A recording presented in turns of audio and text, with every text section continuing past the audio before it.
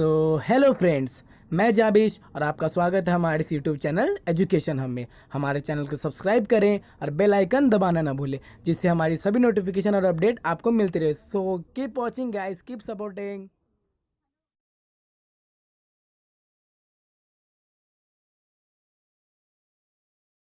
Hello everyone, कैसे हैं आप सब। और आपका बहुत बहुत स्वागत है हमारे इस यूट्यूब चैनल जिसका नाम है जाबिश फिज़िक्स। तो आज हम लोग प्रीवियस लेक्चर्स, जैसा कि प्रीवियस लेक्चर्स की मदद से हम लोगों ने अपने चैप्टर फर्स्ट क्लास 12th के NCERT और फिज़िक्स का जो चैप्टर फर्स्ट है उसे हम लोगों ने उसके हर एक टॉपिक को कंप्लीट कर लिया है। तो कम्प्लीटली चैप्टर 1 फिनिश हो गया है। तो अब हम लोग जो आज के लेक्चर में काम क्या करने वाले हैं, तो आज के लेक्चर में हम लोग काम ये करेंगे कि जो CBSE ने प्रीवियस ईयर्स में, पिछले जो साल हैं उन सालों में उन्होंने कितने क्वेश्चंस, किस तरीके के, किस पैटर्न के इस चैप्टर फर्स्ट से उठाया है, इस चीज़ को हम लोग डिस्कस करेंगे। ठीक है, तो चलिए शुरू करते हैं। यहाँ पर हमारे पास कुछ क्वेश्चंस हैं। ठीक है, तो हम लोग आज काम क्या कर रहे हैं, तो CBSE प्रीवियस ईयर क्वेश्चंस इसको डिस्कस कर रहे हैं। तो सबसे पहले जो क्वेश्चन है वो है हमारे पास कि consider the situation shown in the figure, what are the signs of Q1 and Q2। ये 2002 में सेट C और D में पूछा गया क्वेश्चन है कि यहाँ जो फिगर दिया हुआ है, इस फिगर में आपको बताना है कि Q1 और Q2 सिचुएशन देखना है और बताना है कि Q1 और Q2 का साइन क्या है। तो प्रीवियस देखिए, हम लोग हर एक क्वेश्चन को मैं इसका सॉल्यूशन बताऊंगा, लेकिन साथ में उसका एक्सप्लेनेशन भी दूंगा कि ये एक्चुअल में हो रहा है तो कैसे हो रहा है। ठीक है, और इसका रीजन क्या है। तो यहां पर आप देख सकते हैं कि यहां पर एक चार्ज है Q1 और Q2। तो याद करें, जब मैंने इलेक्ट्रिक फील्ड इंटेंसिटी या इलेक्ट्रिक फील्ड लाइंस पढ़ाया था तो उसमें मैंने ये डिस्कस करा था। ये लाइव लेक्चर्स में मैंने बताया था इलेक्ट्रिक फील्ड लाइंस के बारे में। ठीक है, तो इलेक्ट्रिक फील्ड लाइंस में याद कीजिएगा, मैंने पहला फिगर ऐसा ही कुछ ड्रॉ करा था। और इलेक्ट्रिक फील्ड लाइंस का प्रॉपर्टी क्या होता है, तो इलेक्ट्रिक फील्ड लाइंस का प्रॉपर्टी होता है कि पॉजिटिव चार्ज की वजह से फील्ड आउटवर्ड होगा और निगेटिव चार्ज की वजह से फील्ड इनवर्ड होगा। ठीक है, तो यहां पर देखिए Q2 Q1, तो आपको सबसे पहले यह समझना है कि किस तरफ से निकल रहा है और किस तरफ से फील्ड लाइंस इंटर हो रहा है। तो ये इस वाले चार्ज की तरफ देखिए, फील्ड लाइंस का डायरेक्शन बाहर की तरफ है। तो इसका सॉल्यूशन हम लिख सकते हैं कि सॉल्यूशन Q2 क्या है, पॉजिटिव है। क्यों पॉजिटिव है, क्योंकि प्रॉपर्टीज ऑफ फील्ड लाइंस हम ये जानते हैं कि पॉजिटिव चार्ज की वजह से फील्ड लाइंस बाहर की तरफ जाते हैं और निगेटिव चार्ज की वजह से फील्ड लाइंस अंदर की तरफ आते हैं। तो इस वाले चार्ज की तरफ सारे एरो अंदर आ रहे हैं, इस वाले चार्ज की तरफ सारे एरो बाहर जा रहे हैं। इस वजह से Q2 पॉजिटिव होगा और Q1 इज निगेटिव। Q1 क्या होगा, निगेटिव होगा। तो ये हमारा पहला क्वेश्चन का सॉल्यूशन था।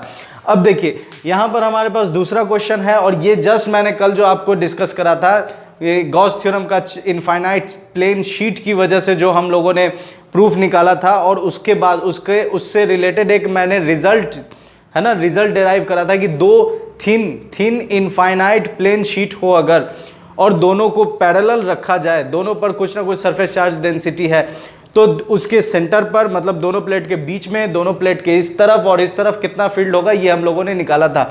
ये क्वेश्चन कुछ उसी के ऊपर बेस्ड है। आइए देखिए पढ़ते हैं।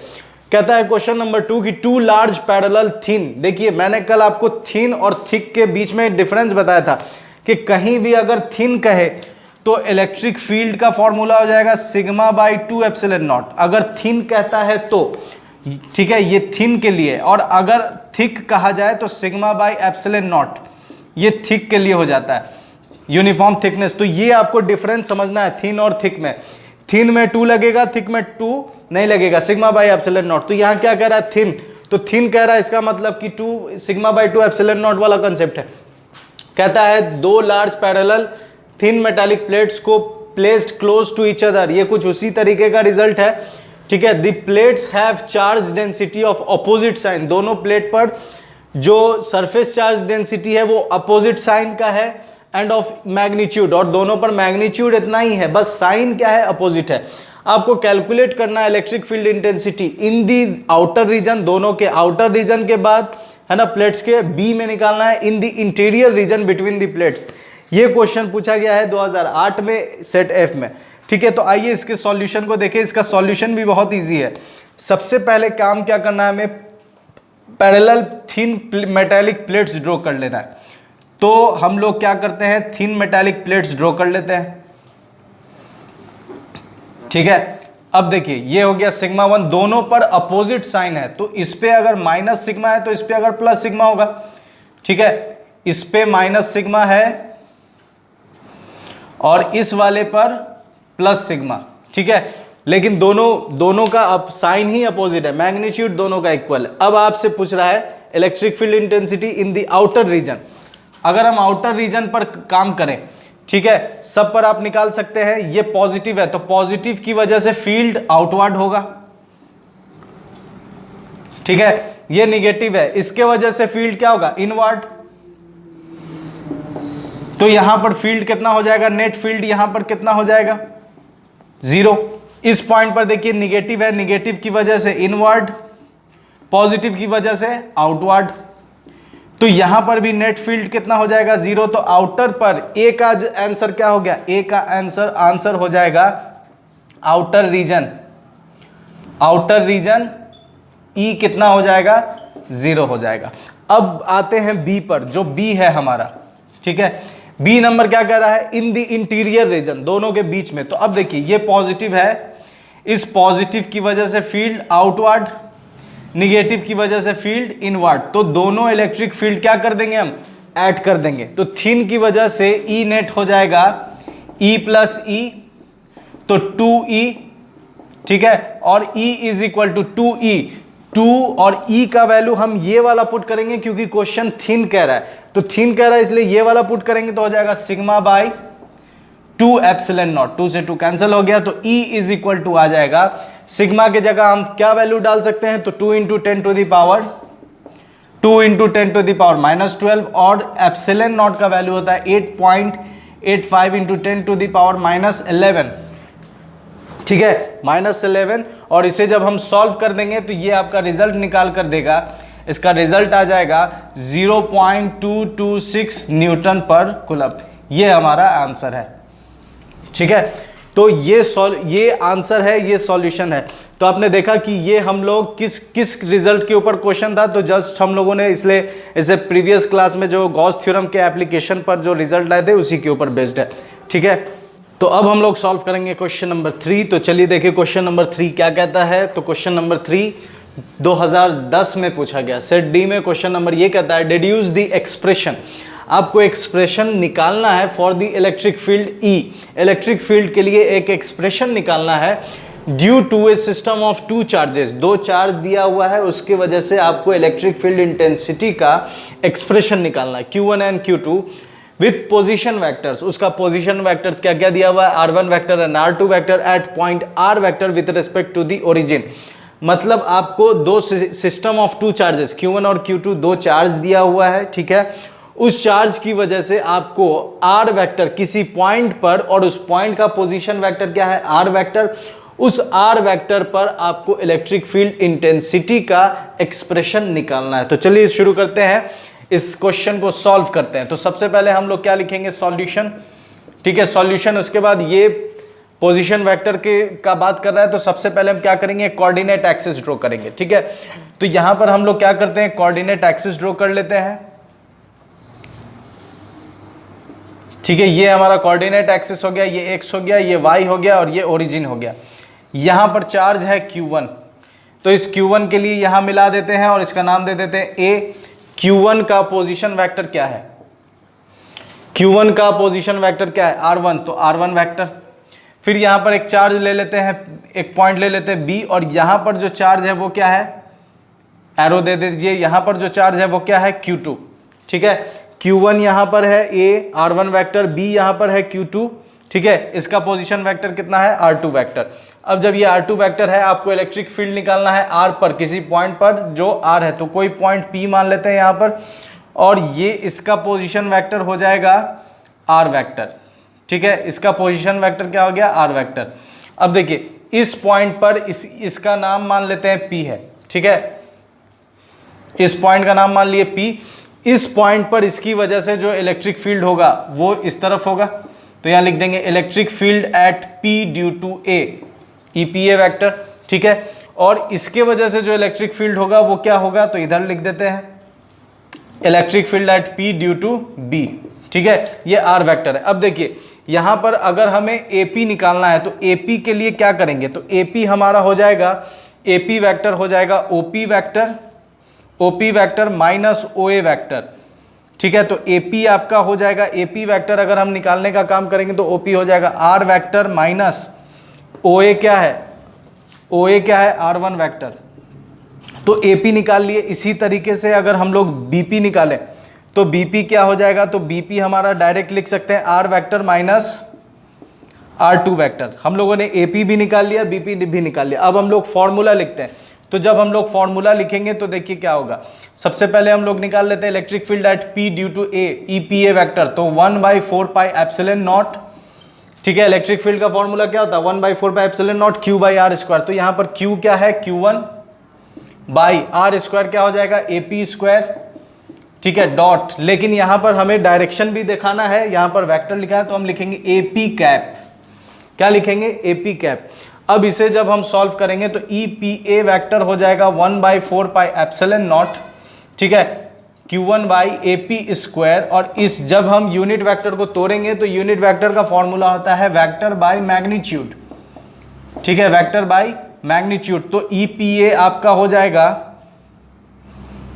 ठीक है, EPA हो जाएगा 1/4 pi epsilon not, EPA vector हो जाएगा 1/4 pi epsilon not Q1 by AP हो गया AP क्यूब, और AP क्यूब का वैल्यू डाल देंगे तो R vector minus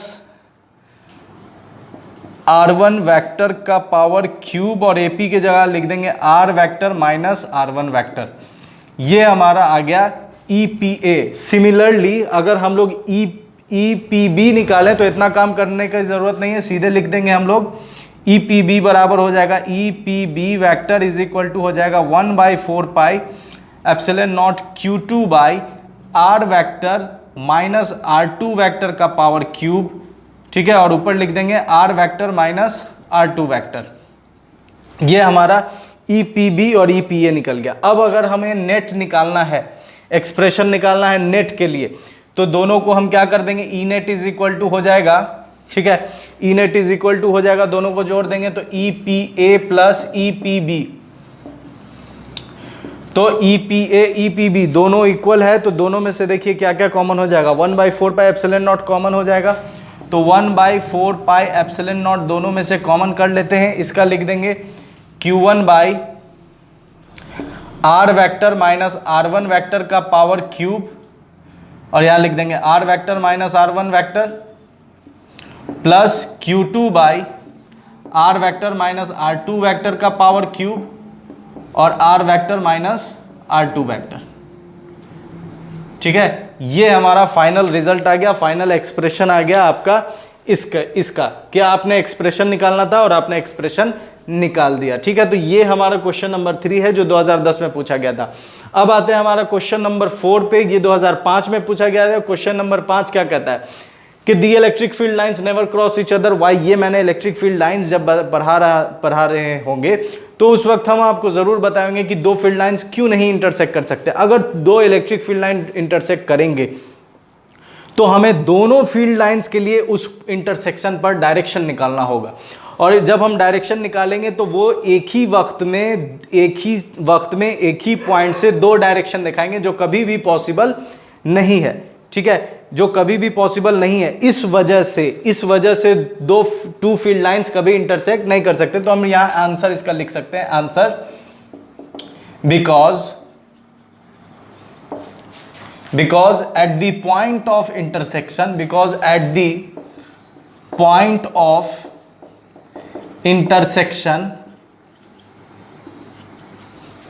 there will be two direction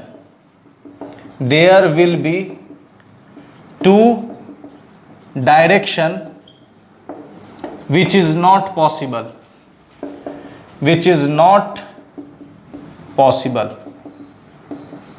ठीक है, इस वजह से दो फील्ड लाइंस कभी आपस में इंटरसेक्ट नहीं कर सकते। तो क्वेश्चन नंबर 3 भी समझ में आ गया होगा आपको, और क्वेश्चन नंबर 4 भी समझ में आ गया होगा। अब आता है क्वेश्चन नंबर 5। तो क्वेश्चन नंबर 5 के लिए थोड़ा सा हमें स्पेस चाहिए होगा, तो मैं कोशिश करता हूं और इसके रिजल्ट को कहीं पर सेट करने की कोशिश करता हूं ठीक है, या इरेज कर देता हूँ, या इस वाले हिस्से को मिटाकर वो आंसर लिख देता हूँ। ठीक है, यहाँ पर हम लोगों ने क्या निकाला है, बस उसके पोजीशन वेक्टर को निकाला है, इतना ही काम करा है। तो इसे इरेज कर देते हैं और उसके रिजल्ट को लिख देते हैं ताकि आपको एक ही व्यू में सारे रिजल्ट आपको दिख जाए।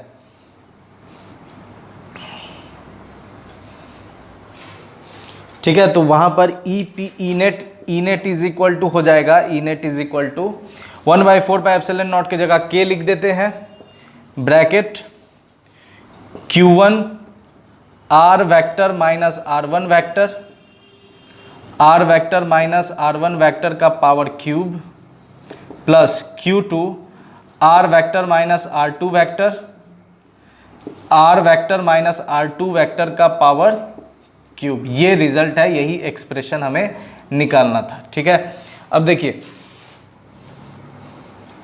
यहां पर हम लोगों ने इसके लिए काम किया था, EPB के लिए काम किया था, तो EPB लिख देते हैं K 1/4 पाई एप्सिलॉन नॉट की जगह K लिख दिए, Q2 बाई, ठीक है, और ये दोनों को जोड़ देंगे, ई नेट आ जाएगा दोनों को जोड़कर।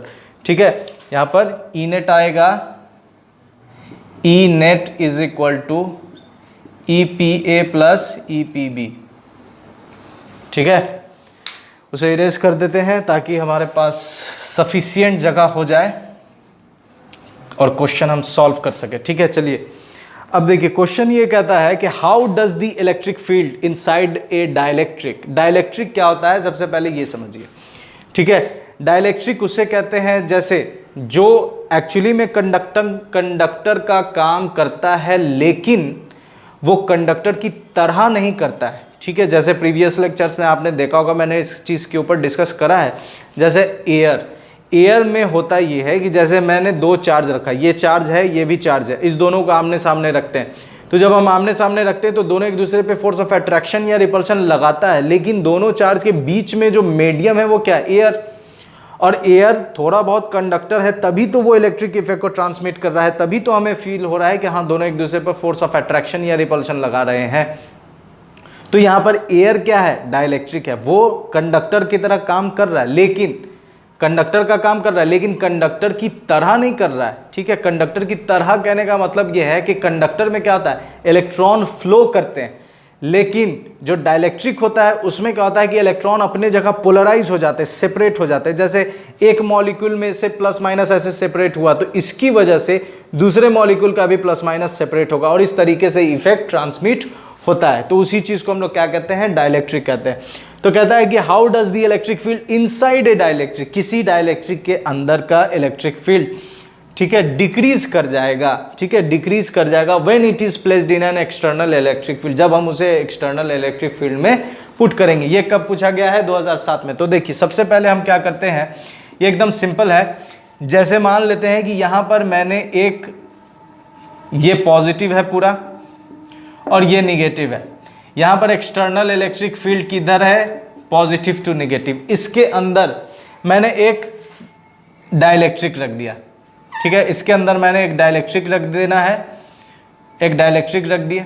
जैसे ही हम डाइलेक्ट्रिक रखते हैं, इस डाइलेक्ट्रिक के अंदर जो भी चार्जेस हैं वो पोलराइज हो जाएंगे। ठीक है, पोलराइज हो जाएंगे मतलब पॉजिटिव है तो सारे इसके अंदर का निगेटिव इस तरफ और सारे इसके अंदर का पॉजिटिव इस तरफ। अब इसके अंदर जो इलेक्ट्रिक फील्ड है वो किधर है, इस तरफ।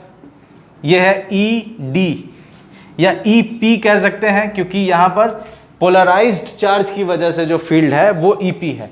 ये एक्सटर्नल की वजह से इलेक्ट्रिक फील्ड है, तो टोटल इलेक्ट्रिक फील्ड, दोनों का डायरेक्शन देखिए, दोनों का डायरेक्शन क्या हो गया, अपोजिट हो गया। तो नेट निकालने के लिए दोनों को जब हम जोड़ेंगे तो एक्चुअली में दोनों घट जाएगा, क्योंकि दोनों का डायरेक्शन क्या है, अपोजिट है। तो ई नेट जब हम निकालेंगे तो वो हो जाएगा E minus EP vector, E vector, E net vector is equal to E vector minus EP। तो जब आप सब्ट्रैक्ट कर रहे हैं, क्लियरली यहां पर दिख रहा है क्या, here is subtraction, here is difference, therefore electric field will, therefore E vector will decrease. E vector क्या हो जाएगा, डिक्रीज हो जाएगा। तो ये हमारा क्वेश्चन नंबर 5 का सॉल्यूशन है। तो ये सब क्वेश्चंस हैं जो CBSE ने पूछे हैं चैप्टर 1 से उठाकर, और किस पैटर्न में पूछे हैं। ठीक है, ये आपको समझना जरूरी है कि उसने किस टॉपिक से क्वेश्चन को कैसे तोला मोला और फिर आपके सामने रखा है कि आप इसका जवाब दें। ठीक है, तो अब हम लोग सॉल्व करेंगे अपना नेक्स्ट क्वेश्चन और वो है क्वेश्चन नंबर 6। ठीक है, तो क्वेश्चन नंबर 6 क्या है, देखिए क्वेश्चन नंबर 6 कहता है कि a positive point charge plus Q is kept in the vicinity of an uncharged conduction plate. Sketch electric field lines originating from the point on to the surface of the plate. ठीक है, यहाँ पर आपको एक sketch draw करना है, किसके किसके बीच में, तो एक पॉजिटिव चार्ज को रखा गया एक विसिनिटी में। ठीक है, तो चलिए इससे सॉल्व करते हैं। सबसे पहले इसका ड्राइंग क्या होगा, आपको स्केच करना है बस। तो इसका एक हम लोग विसिनिटी लेते हैं, प्लस क्यू चार्ज है। ठीक है, और ठीक इसके नीचे, ठीक है, कहा एक अनचार्ज कंडक्शन प्लेट है, तो इसके नीचे एक अनचार्ज कंडक्शन प्लेट, ये अनचार्ज कंडक्शन प्लेट हो गया। ठीक है, जैसे ही हम इसको यहां रखेंगे तो इलेक्ट्रिक फील्ड लाइंस क्या होगा, तो आपको पता है कि पॉजिटिव किसको पसंद करता है, नेगेटिव को। तो ये कंडक्शन है, इस वजह से क्या होगा कि ये सारा पॉजिटिव, ये पॉजिटिव क्या करेगा, इस प्लेट में के सारे नेगेटिव को, ठीक है, इस प्लेट में के सारे नेगेटिव को अपनी तरफ अट्रैक्ट करेगा। ठीक है, तो इस वाले एंड पर पूरा नेगेटिव चार्ज आ जाएगा, इस पूरे पर नेगेटिव चार्ज आ जाएगा और इस पूरे पर पॉजिटिव चार्ज आ जाएगा।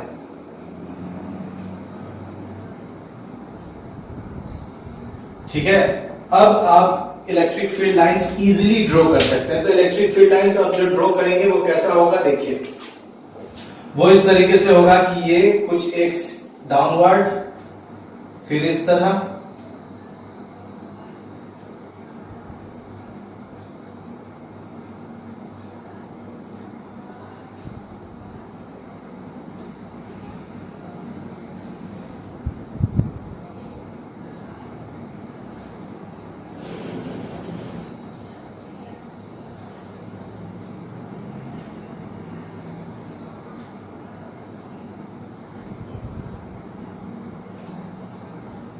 पॉजिटिव की वजह से फील्ड आउटवर्ड होते हैं, इस वजह से हम इस पर आउटवर्ड का डायरेक्शन दे देंगे।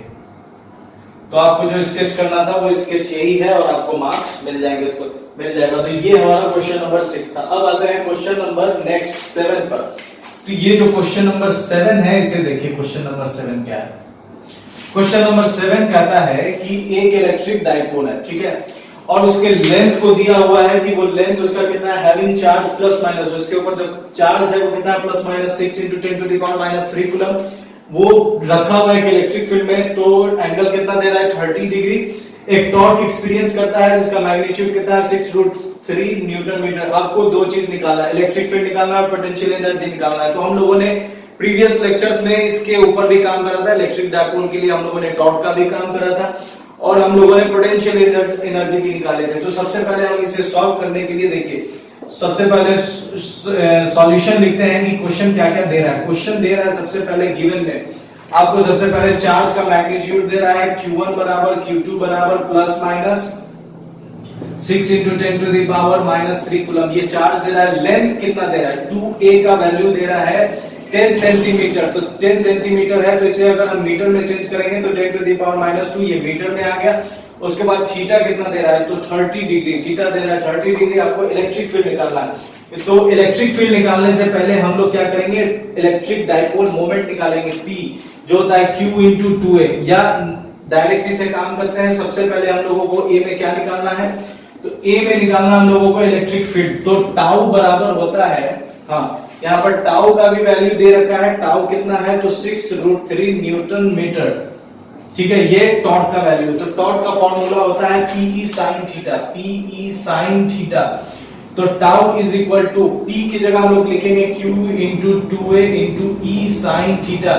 आपसे पूछ रहा है E का वैल्यू निकालिए, तो E इज इक्वल टू हो जाएगा टाउ अपॉन, ठीक है, Q × 2a × sin थीटा। तो जब आप इसमें इसके वैल्यूज को पुट करेंगे तो टाउ का वैल्यू पुट कर दीजिए 6√3 न्यूटन, 6√3 Q की जगह डाल देंगे, Q कितना है, तो 6 × 10⁻², सॉरी -3